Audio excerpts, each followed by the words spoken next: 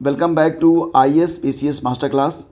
देखिए फ्रेंड्स, इसी महीने आपके लिए यूपी ट्रिपल एससी के द्वारा वीडियो री एग्ज़ाम करवाया जाएगा। तो अब आपके पास समय बहुत कम बचा हुआ है। साथ ही साथ आगामी कुछ महीने में आपकी कुछ और भी परीक्षाएं होनी हैं। उसमें अगर हम बात करें तो पेट 2023 की परीक्षा है। ये परीक्षा भी आप अगस्त के बाद कभी भी एक्सपेक्ट कर सकते हैं, कभी भी ये परीक्षा हो सकती है। खंड शिक्षा अधिकारी यानी कि block education officer RO ARO के जो विज्ञापन हैं बहुत जल्द ही UPPSC के द्वारा जारी होने वाले हैं। तो इसके लिए भी, और अगर आप UPPCS दे रहे हैं और 2023 से आपको उम्मीद नहीं है और 2024 के लिए आप तैयारी कर रहे हैं, तो यही समय है कि आप UPPCS 2024 का जो मास्टर प्लान है उसको आप तैयार कर लें।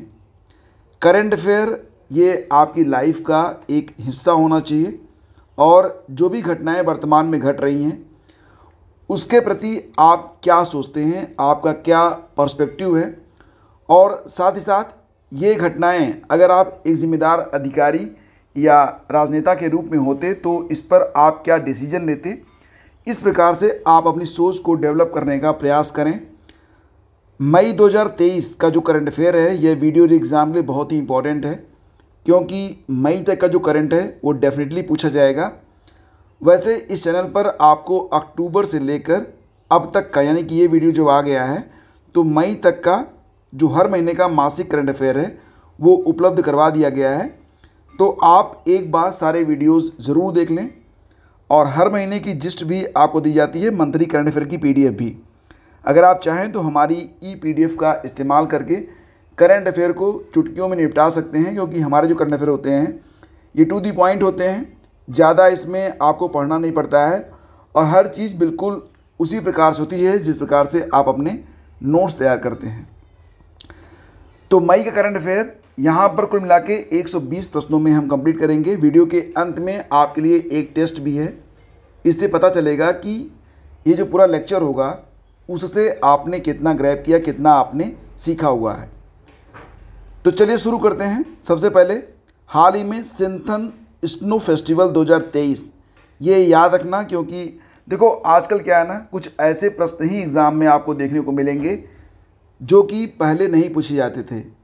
ऐसे क्वेश्चन जो बहुत चर्चा में रहते हैं प्रायः एग्ज़ाम में नहीं आ रहे हैं, और कुछ ऐसे प्रश्न एग्ज़ाम में आते हैं जिसके बारे में आप उनको इग्नोर करके आगे बढ़ जाते हैं, तो इग्नोर नहीं करना है। सिंथन स्नो फेस्टिवल 2023 का आयोजन कहाँ पर किया गया? जम्मू कश्मीर में।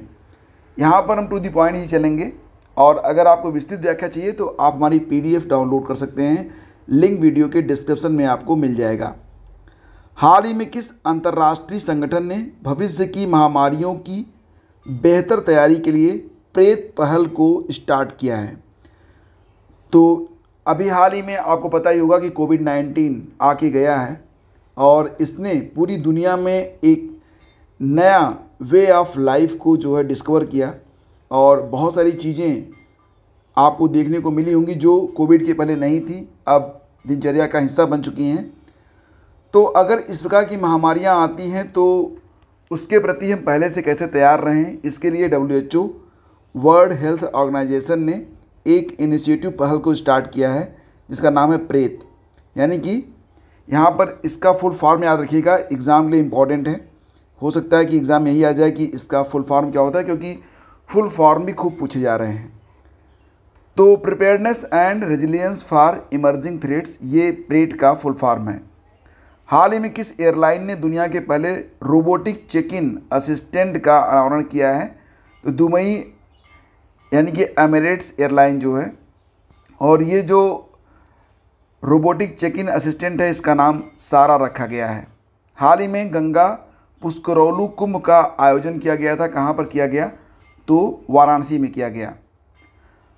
परमाणु ऊर्जा आयोग के नए अध्यक्ष बने हैं AK मोहंती, और हाल ही में किस राज्य के स्वच्छ विरासत अभियान को हुडको पुरस्कार 2022-23 से सम्मानित किया गया? तो प्रश्न होगा कि किस राज्य के स्वच्छ विरासत अभियान को हुडको पुरस्कार 2022-23 से सम्मानित किया गया है? तो ये प्रदेश है उत्तर प्रदेश।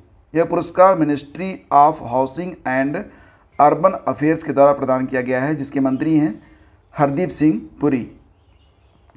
हाल ही में किस देश के राष्ट्रपति ने अपने संविधान को फिर से लिखने के लिए जनमत संग्रह को जीत लिया है? तो उज्बेकिस्तान, यानी कि उज्बेकिस्तान में अब फिर से संविधान लिखा जाएगा। मई 2023 में आसियान भारत समुद्री अभ्यास, इसका नाम है AIME 2023। A is stand for ocean, I is for India and ये मैरीन एक्सरसाइज है। तो AIME 2023 किस देश में आयोजित किया गया है? सिंगापुर में। आसियान के बारे में association of south east Asian nation, इसका फुल फॉर्म होता है। 1967 में स्थापना होती है। हेडक्वार्टर है जकार्ता, इंडोनेशिया में। दक्षिण पूर्व एशिया में 10 सदस्य देशों का एक राजनीतिक और आर्थिक संघ है। भारत की पहली अंडर वाटर सी टनल कहाँ पर बन रही है? तो अंडर वाटर सी टनल, सी माने समुद्र, तो ये बन रही है महाराष्ट्र में मरीन ड्राइव से बांद्रा वर्ली तक, जिसकी लंबाई होगी 10.57 किलोमीटर। हाल ही में जारी वर्ल्ड प्रेस फ्रीडम इंडेक्स में भारत की रैंक 161 है।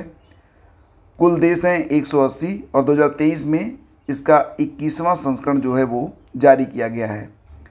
देश का पहला केबल आधारित केबल स्टे रेल ब्रिज कहाँ पर बनकर तैयार हुआ है? तो जम्मू कश्मीर में। ये PDF अगर आपको चाहिए तो डाउनलोड लिंक वीडियो के डिस्क्रिप्शन में आपको मिल जाएगा। और देखो, ये जो केबल आधारित स्टे रेल ब्रिज बनाया जा रहा है जम्मू कश्मीर में, इसको नाम दिया गया है अंजी खड रेल ब्रिज।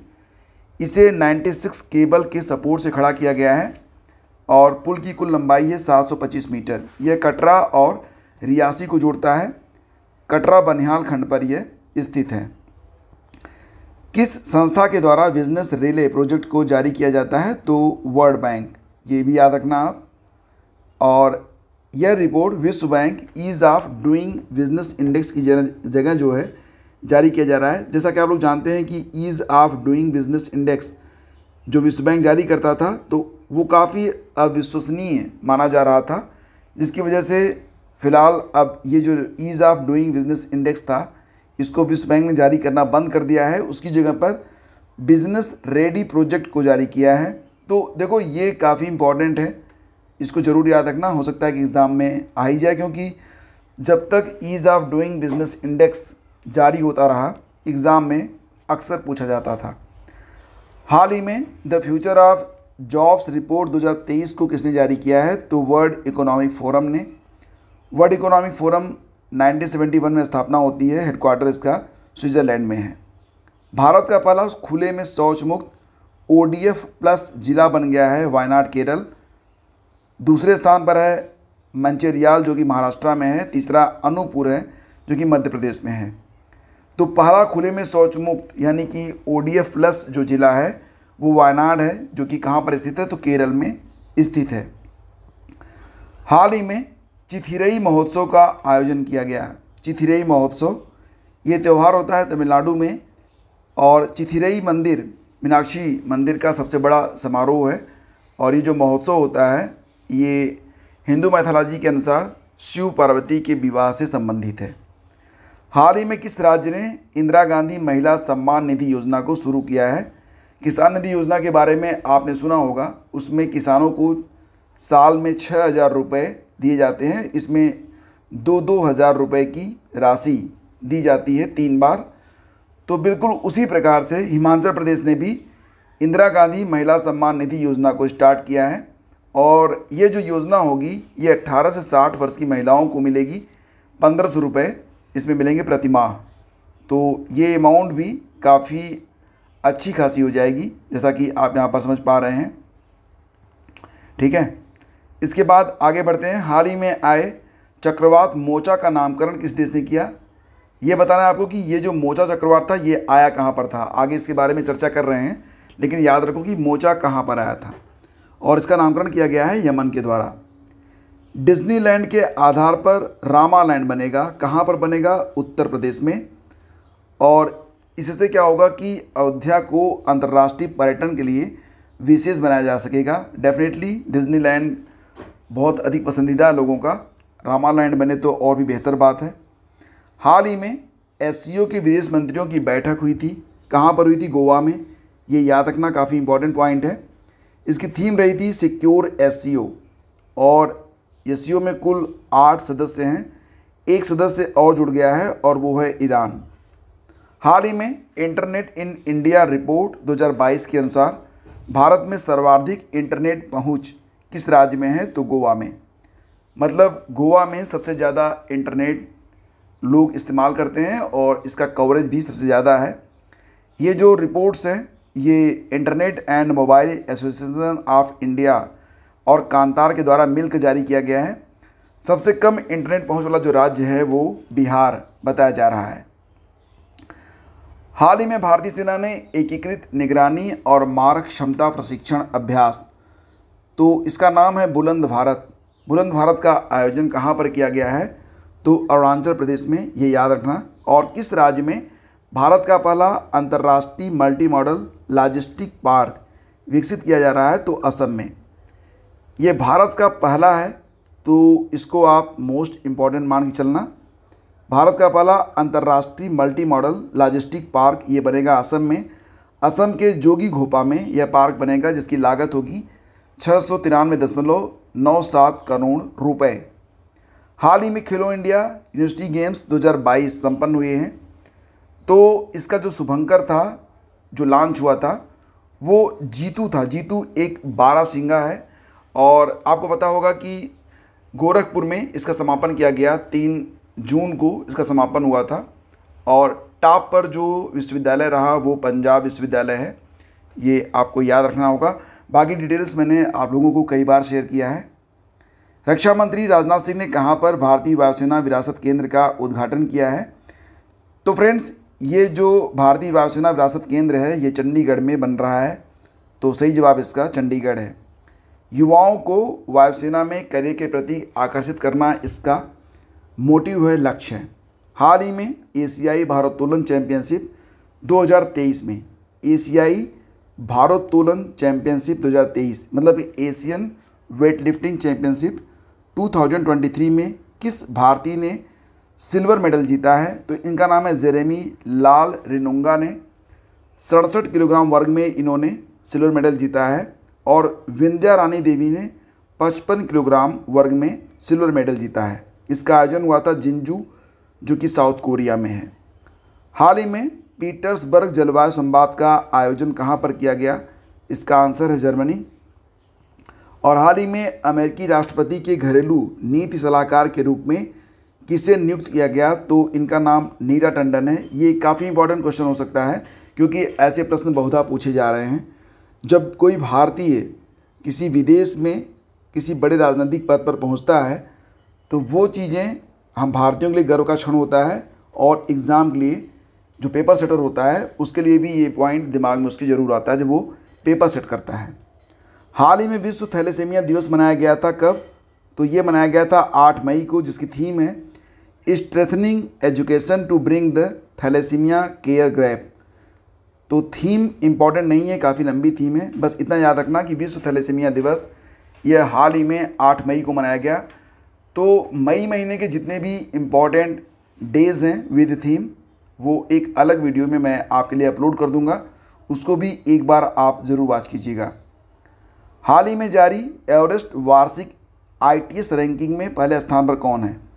एवरेस्ट वार्षिक ITS मतलब इंफॉर्मेशन टेक्नोलॉजी सर्विसेज रैंकिंग में टॉप पर है एक्सेंचर। ये प्रश्न आपने ज़रूर देखा होगा। अगर आप 2021 या 22 में UPPCS में अगर आप देखेंगे तो GS के अंतर्गत एक्सेंचर का नाम लिया गया है और सेम टॉपिक है, तो इसको ज़रूर आपको याद रखना चाहिए।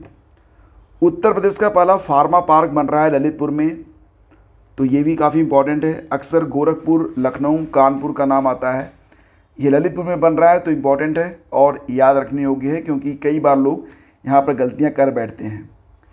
राजस्थान के किस जिले में लिथियम के भंडार मिले हैं? तो नागौर में डेगाना नामक स्थान पर। आपको पता होगा कि इसके पहले जम्मू कश्मीर में लिथियम के भंडार मिले थे और लिथियम वर्तमान समय में बहुत ही इम्पॉर्टेंट एक मटेरियल है। और जैसा कि आप जानते हैं कि इलेक्ट्रॉनिक की दुनिया में बैटरी जो बनती हैं वो लिथियम से ही बनती हैं और अभी तक हम लिथियम और बैटरीज का इंपोर्ट करते हैं, लेकिन अगर हमें लिथियम के भंडार मिल गए हैं तो आने वाले समय में बहुत सारी आत्मनिर्भरता भी हमको मिल सकती है। Laureus sportsman of the year 2023 का पुरस्कार मिला है लियोनेल मेसी को। ये अर्जेंटीना के फुटबॉलर हैं, लियोनेस मेसी। ये नाम याद रखना, Laureus sportsman of the year 2023। ICC men's player of the month, ये मार्च के लिए है। ICC men's player of the month ये पुरस्कार मिला मार्च के लिए फ़कर जमान को, जो कि पाकिस्तान के हैं। वहीं पर वुमेन प्लेयर जो बनी हैं ICC women's player of the month March महीने के लिए, उनका नाम है रवांडा की। इनका नाम क्या है? हेनरिटे इस्वाम्वे। अब नाम इनका देखो, स्पेलिंग भी इनकी अलग होती है, उच्चारण भी अलग होता है, तो आप यहाँ पर खुद ही पढ़ लो।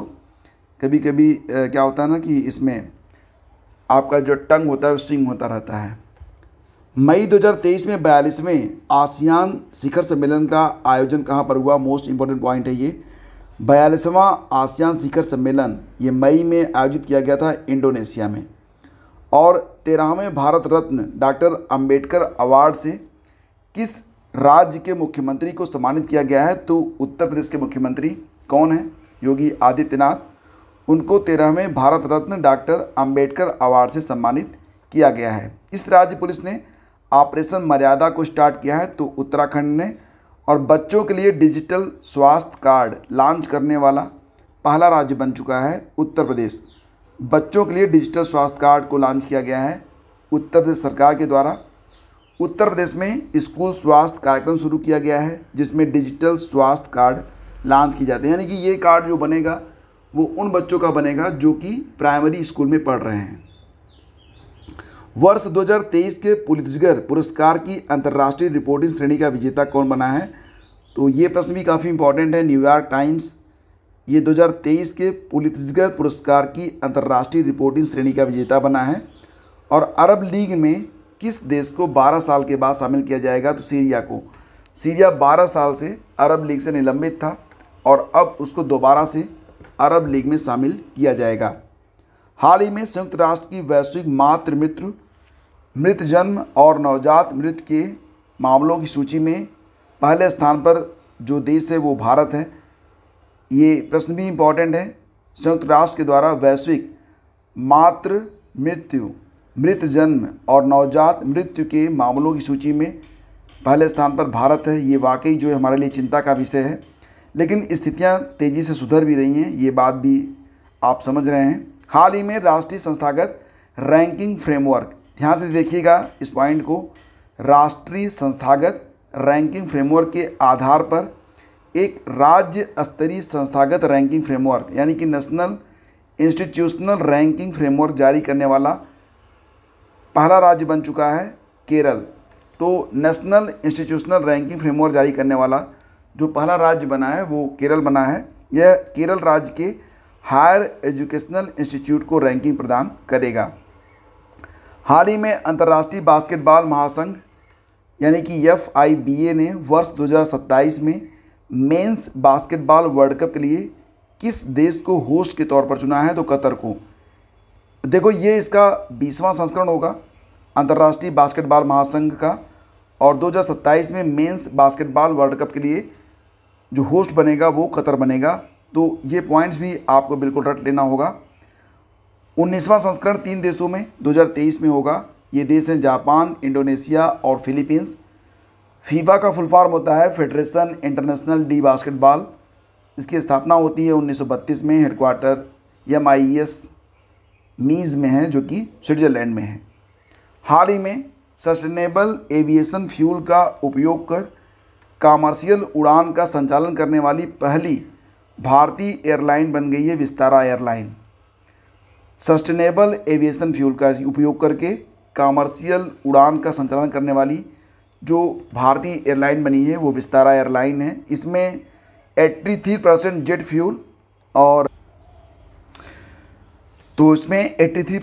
फ्यूल और 17% सस्टेनेबल फ्यूल का प्रयोग किया गया है। तो ये आपको ध्यान रखना होगा। इसके बाद है भारत की पहली पाड टैक्सी परियोजना कहाँ शुरू होगी? तो नोएडा उत्तर प्रदेश में। और ये जो पाड टैक्सी परियोजना होगी ये नोएडा जेवर एयरपोर्ट से फिल्म सिटी तक चलाई जाएगी। हाल ही में वर्ल्ड हेल्थ ऑर्गेनाइजेशन ने किस वैश्विक बीमारी या महामारी को ग्लोबल हेल्थ इमरजेंसी से बाहर कर दिया है? तो ये बीमारी है कोविड-19 और मंकी पॉक्स, जिसको रीनेम किया गया है एम पॉक्स के नाम से। All India football federation grass root day ये मनाया जाएगा 23 जून को। ये नया दिवस घोषित किया गया है और जब भी कोई नया दिवस घोषित होता है तो वो अक्सर इम्पॉर्टेंट हो जाता है एग्ज़ाम के लिए भी। तो all India football federation grass root day ये 23 जून को मनाया जाएगा। भारतीय फुटबॉल महासंघ ने यह घोषणा की है कि भारतीय फुटबॉलर प्रदीप कुमार बनर्जी की जयंती को AIFF ग्रास रूट डे के रूप में 23 जून को मनाया जाएगा। AIFF 1937 और में इसकी स्थापना होती है। हेडक्वार्टर इसका नई दिल्ली में है। चेयरमैन है Kalyan Chaubey. All India football federation. Twitter के नए CEO बन गए हैं लिंडा याकारिनो, ये भी याद रखना। और किस हवाई अड्डे में भारत का पहला रीडिंग लाउंज बनाया गया है? तो लाल बहादुर शास्त्री हवाई अड्डा, बाबतपुर, वाराणसी में।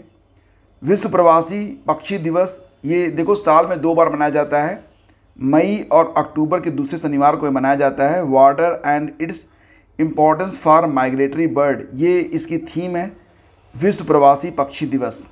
ठीक, इसके बाद फ्रेंड्स आगे बढ़ते हैं। हाल ही में किसे CBI का निदेशक नियुक्त किया गया है? तो प्रवीण सूद को नियुक्त किया गया है और ये सुबोध कुमार जायसवाल का स्थान लेंगे। किस संस्थान ने बैंक क्लिनिक नाम से पोर्टल स्टार्ट किया है? तो AIBEA ने, यानी कि all India bank employees association ने 1946 में इसकी स्थापना हुई थी। हेडक्वार्टर इसका चेन्नई में है। भारत के 82वें शतरंज ग्रैंड मास्टर कौन बने हैं? वो पल्ला प्रणीत। ये नाम याद रखना। देखो जो नए बन जाते हैं 2-3 महीने पहले एग्ज़ाम से तो वही इम्पॉर्टेंट होता है, बाकी तो अब तक कुल 82 ग्रैंड मास्टर बन चुके हैं तो सबके नाम कौन याद रख पाएगा? ठीक है, तो वो पल्ला प्रणीत जो हैं ये तेलंगाना से हैं। वर्तमान में इनकी जो उम्र है मात्र 15 वर्ष है। महिला विश्व मुक्केबाजी चैंपियनशिप 2023 का आयोजन किया गया था नई दिल्ली में, ये तो आपको पता ही होगा। और पुरुषों की जो विश्व मुक्केबाजी चैंपियनशिप हुई थी तो भारत पदक तालिका में चौथे स्थान पर रहा था। दोनों याद रखना। पुरुषों की विश्व मुक्केबाजी चैंपियनशिप 2023 का आयोजन हुआ था ताशकंद में, जबकि महिलाओं का हुआ था नई दिल्ली में। तो पुरुषों की विश्व मुक्केबाजी चैंपियनशिप में टॉप पर उज्बेकिस्तान रहा, भारत चौथे स्थान पर। भारत ने इस प्रतियोगिता में कुल 3 मेडल जीते हैं और तीनों कांस्य हैं। तो ये नाम है दीपक भोरिया, निशान देव और मोहम्मद हुसामुद्दीन, जिन्होंने 3 कांस्य जीत कर लाए हैं भारत के लिए। हाल ही में किस भारतीय अभिनेत्री को टाइम मैगजीन ने अपने कवर पर प्रदर्शित किया है? तो दीपिका पादुकोण को। 1930 में गांधी जी को, महात्मा गांधी को भी टाइम मैगजीन ने अपने कवर पेज पर जगह दी थी। हाल ही में एक कैलेंडर वर्ष में टेस्ट, T20 इंटरनेशनल और IPL में शतक लगाने वाले इतिहास के एकमात्र क्रिकेटर बन चुके हैं शुभमन गिल। ये नाम बिल्कुल रट लेना। IPL में भी ये नाम सबसे मोस्ट वैल्यूएबल प्लेयर के तौर पर जाना जा रहा है, तो ये नाम इम्पॉर्टेंट है और IPL से संबंधित है और साथ ही साथ टेस्ट, T20 इंटरनेशनल और IPL में शतक लगाए हैं इन्होंने और इतिहास इन्होंने चेंज किया है, तो नाम तो इम्पॉर्टेंट हो ही जाता है। हाल ही में किस देश के द्वारा इच्छा मृत्यु को कानूनी मान्यता दे दी गई है? तो पुर्तगाल। अगर कोई व्यक्ति बहुत बीमार है और वो मतलब उसकी उम्र जो है 18 साल से ज़्यादा है, वो मैच्योर व्यक्ति है, तो फिर अगर वो कहता है कि मुझे डेथ चाहिए तो उसकी इच्छा पूरी की जाएगी। जम्मू कश्मीर में जो एक डल झील है वहाँ पर एक मछली मिली है और ये मछली वहाँ का जो बायोम है, यानी कि बाकी मछलियों के लिए एक खतरा मानी जा रही है, क्योंकि ये इसका नाम है मगरमच्छगर। ये बाकी मछलियों को खा जाती है, तो इसका जो मुंह होता है बिल्कुल मगरमच्छ की तरह होता है। हाल ही में जम्मू कश्मीर के डल झील में पाई गई, जो कि एक चिंता का विषय है। कौन सा देश एशिया पेट्रोकेमिकल उद्योग सम्मेलन 2023 की मेज़बानी करेगा? तो इसका आंसर है भारत, जिसकी थीम है एक सतत भविष्य में प्रवेश। तुंगनाथ मंदिर, जिसे हाल ही में राष्ट्रीय स्मारक घोषित किया गया है, किस राज्य में है? तो उत्तराखंड के रुद्रपुर में। और इस मंदिर का निर्माण 8वीं शताब्दी के आदि शंकराचार्य के द्वारा किया गया है, जिसे नागर शैली में निर्मित किया गया है। मई 2023 में हमारे नए पृथ्वी विज्ञान मंत्री बन गए हैं किरण रिजिजू। पहले ये कानून मंत्री थे और अब कानून मंत्रालय मिल चुका है अर्जुन राम मेघवाल को, तो ये भी आपको याद रखना है। हाल ही में किसने संचार साथी पोर्टल लॉन्च किया है? तो अश्विनी वैष्णव ने। इससे क्या होगा, खोए हुए मोबाइल को आप ट्रैक कर पाएंगे और अपने मोबाइल के डेटा को आप ब्लॉक कर सकते हैं। मई 2023 में टाटा सन्स के अध्यक्ष को फ्रांस के सर्वोच्च नागरिक सम्मान से सम्मानित किया गया। उनका नाम है एन चंद्रशेखरन। ये टाटा सन्स के अध्यक्ष हैं और फ्रांस के सर्वोच्च नागरिक सम्मान से सम्मानित हुए हैं, एन चंद्रशेखरन। हाल ही में माउंट एवरेस्ट पर सबसे ज़्यादा 27 बार चढ़कर रिकॉर्ड किसने बनाया है? तो कामी रीता शेरपा ने, जो कि एक नेपाली पर्वतारोही हैं। और हाल ही में संयुक्त राष्ट्र महासभा ने किस दिन को विश्व सतत परिवहन दिवस के रूप में घोषित किया है? तो 26 नवंबर को। सबसे ज़्यादा जीआई टैग उत्पाद के मामले में दूसरे स्थान पर कौन सा राज्य है? तो ये उत्तर प्रदेश है। मोस्ट इंपॉर्टेंट पॉइंट है ये, याद रखना कि उत्तर प्रदेश के 3 नए वन डिस्ट्रिक्ट वन प्रोडक्ट को जीआई टैग मिला है। इसमें मैनपुरी का ताराकासी है, महोबा का गौरा स्टोन क्राफ्ट है और संबल का हार्न क्राफ्ट है। ठीक है, तो 55 जीआई टैग के साथ तमिलनाडु जीआई लिस्ट में टॉप पर है और फिर यूपी आता है 48 जीआई टैग के साथ। तीसरे स्थान पर कर्नाटक है, 46 जीआई मिले हुए हैं कर्नाटक को। हाल ही में चक्रवात प्रभावित म्यांमार के लिए भारत के द्वारा शुरू किए गए ऑपरेशन का नाम है ऑपरेशन गरुड़ा। ये नाम इम्पॉर्टेंट है। अब देखो, मैंने शुरू में पूछा था आपसे कि मोचा चक्रवात कहाँ पर आया था, तो ये यहीं पर आया था, म्यांमार को प्रभावित किया था इसने। ठीक है, और इसको नाम दिया था यमन ने।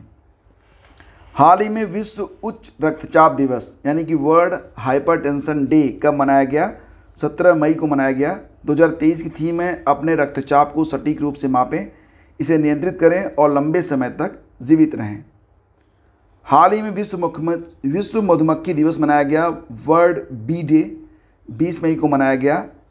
थीम इम्पॉर्टेंट नहीं है, लेकिन थीम जो है यह इंडिकेट करती है कि जो स्पिरिचुअलिटी है बी की वो क्या है, बी इंगेज्ड इन पॉलिनेटर फ्रेंडली एग्रीकल्चरल प्रोडक्शन।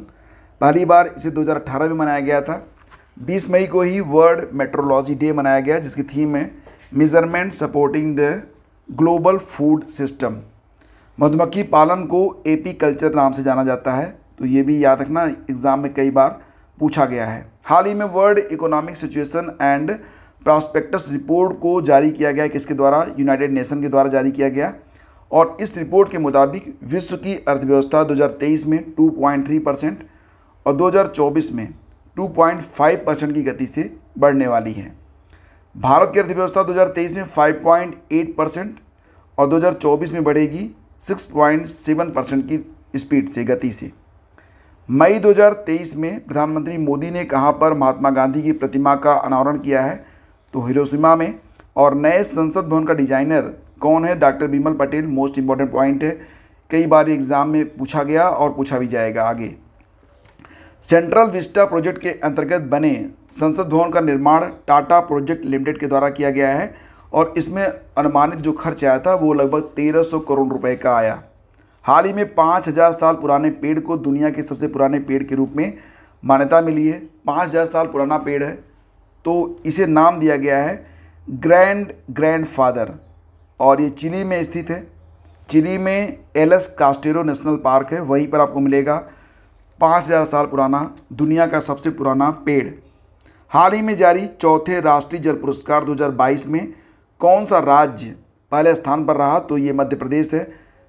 तो ये इम्पॉर्टेंट है, राष्ट्रीय जल पुरस्कार 2022 हाल ही में जारी किए गए। ये इनका चौथा संस्करण था, जिसमें टॉप पर मध्य प्रदेश है, दूसरे स्थान पर ओडिशा है, तीसरे स्थान पर आंध्र प्रदेश और बिहार को संयुक्त रूप से रखा गया है। सर्वश्रेष्ठ जिला बना है गंजम जिला ओडिशा, दूसरे स्थान पर नमक्कल जिला तमिलनाडु, फिर है आदिलाबाद तेलंगाना।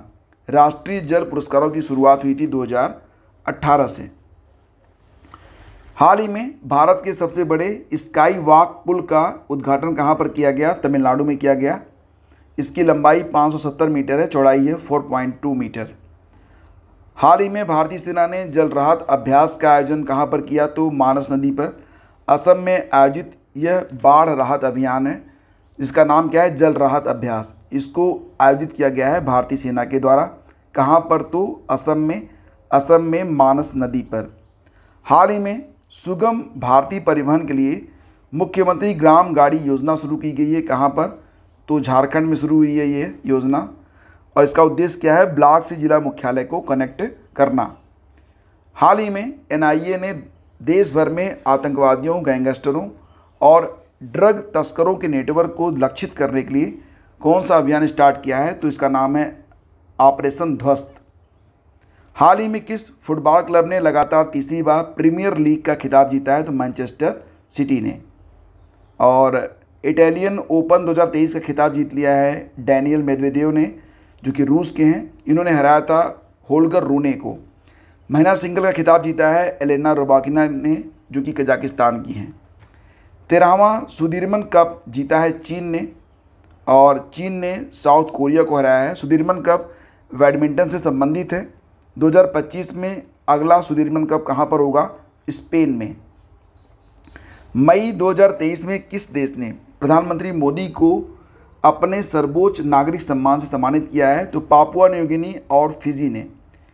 प्रधानमंत्री मोदी को यह सम्मान प्रशांत द्वीप देशों की एकता के लिए किए गए प्रयासों के लिए किया गया है। तो याद रखना, ये बहुत ही इंपॉर्टेंट पॉइंट है, डेफिनेटली एग्जाम में आएगा। पारंपरिक खेल गतका का संबंध किस राज्य से है? तो यह पंजाब का मार्शल आर्ट है। अब ये चर्चा में क्यों है? क्योंकि गतका को भारतीय ओलंपिक संघ ने 2023 में होने वाले 37वें राष्ट्रीय खेलों में शामिल किया है। हाल ही में पेन शताब्दी साहस पुरस्कार यानी कि पेन सेंचुरी करेज अवार्ड से सम्मानित किया गया है सलमान रुश्दी को।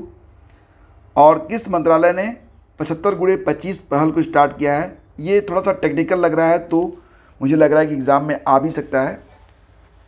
ये पहल स्वास्थ्य मंत्रालय की है। स्वास्थ्य मंत्रालय ने भारत में गैर संचारी रोगों के प्रबंधन और रोकथाम के लिए इस पहल को स्टार्ट किया है। किस देश ने वर्ष 2025 को विशेष पर्यटन वर्ष के रूप में घोषित किया है? तो नेपाल ने।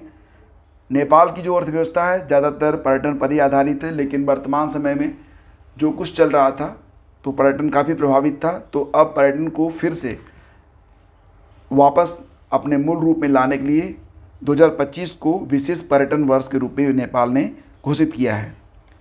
तीर्थ यात्रियों को मुफ्त हवाई यात्रा प्रदान करने वाला देश का पहला राज्य बना है मध्य प्रदेश। इससे मध्य प्रदेश में भी पर्यटन को बढ़ावा मिलेगा। और अंतर्राष्ट्रीय जैव विविधता दिवस कब मनाया गया? 22 मई को। देखो 22 मई से आपको याद आएगा कि 22 अप्रैल और 22 मार्च, ठीक है। तो 22 मार्च को विश्व जल दिवस, 22 अप्रैल को पृथ्वी दिवस और 22 मई को अंतर्राष्ट्रीय जैव विविधता दिवस। ये इसमें से कोई न कोई एक प्रश्न अक्सर एग्जाम में आ जाते हैं, तो इसको आप अच्छे से पढ़ लेना। From agreement to action build back biodiversity, ये थीम है 2023 की। और ये भी याद रखना कि दुनिया की कुल जैव विविधता का 8% भारत में है। मई 2023 में भारत ने किस देश के साथ अल मोहद अल हिंदी नामक युद्धाभ्यास किया है? तो सऊदी अरब के साथ। अल मोहद अल हिंदी नामक युद्धाभ्यास भारत ने किया है किसके साथ? सऊदी अरब के साथ। 21 से 25 मई 2023 तक यह आयोजन किया गया सऊदी अरब के अल जुबैल में। और यह एक नेवल एक्सरसाइज है जिसका दूसरा संस्करण 2023 में आयोजित किया गया है।